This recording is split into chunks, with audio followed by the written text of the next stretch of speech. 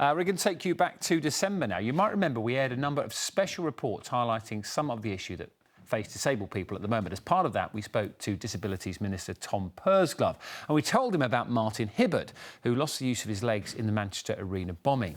Now, off the back of that, the pair actually met to discuss Martin's campaigning on improving people's attitudes to disabilities. Have a look.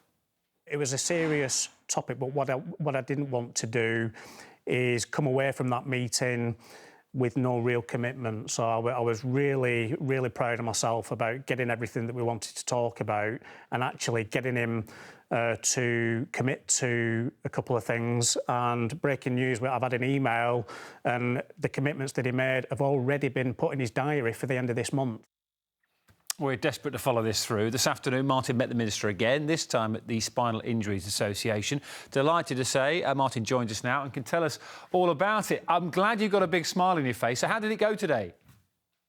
Do you know what, Dan? It's gone really well. Really, really well. I'm proud of everybody at the Spinal Injuries Association. It's been a great day and we're all smiling. And Tom literally just left about half an hour ago, so he's had a really good day. He's learnt a lot about what we do as a charity, but more importantly, how important it is that everybody with a spinal cord injury gets referred to this amazing charity.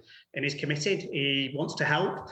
And yeah, other commitments have been made today. Yeah, we're really looking forward to hopefully, rolling this out across the country. Do you get the feeling that he was actually listening? I know anyone who has met you will know it's impossible not to listen to you because you can be very persuasive. But I know you were also really keen for him to actually meet people and to make sure that it wasn't just statistics and it was more a case of understanding the issues that you and many others are going through. Correct. That's what today was about. When you know me very well, Dan. I'm honest, and I said to Tom at that meeting, that my trip down to London wasn't about him being able to tick a box that he's met somebody in a wheelchair. It was about, as I said to him today, it was about him coming into the trenches, speaking to members of staff, hearing from our members about what they have to put up with day in, day out. Almost in a way, I wanted him to stand in our shoes, and he's done that. He's been here for 3-4 hours today. He's listened to members of staff, our members, and he was very knowledgeable about spinal cord injuries. So, as I said to Tom, I'm very humbled by him coming today, but also about his knowledge and his commitment about wanting to get things better. So what's next then? I know that when you first came on here and we spoke to the Minister and you wanted a meeting and that meeting happened and now you wanted him to visit you and he's done that. What's the next step?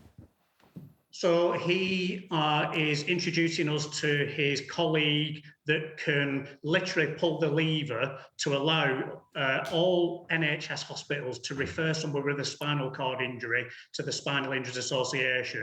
And he wants that in his diary and his colleague's diary ASAP.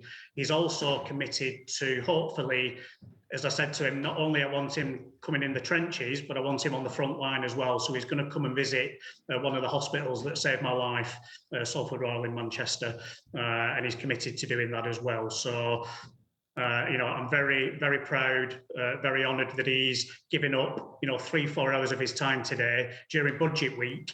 And so far so good. And Martin, can I ask you? I know we haven't talked about this for a while, but I just wondered how you are recently because we've seen the Manchester bomb inquiry. It's lovely to see you back on telly. How have you been doing with all of that? Yeah, obviously, I know we speak often, and during the inquiries and things like that, I always go underground. It can become quite relentless in terms of the media and things. So we just got away during that day. My legal team always keep me up to date. So I just went away with my wife for the day and we just spent the day together.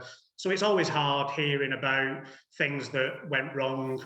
But hopefully, hearing it, it means that it doesn't happen again. So, as bad as it is to hear it, we need to hear it so that we can do things better and learn from it so that it doesn't happen again.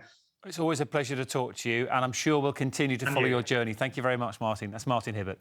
Thanks, Dan.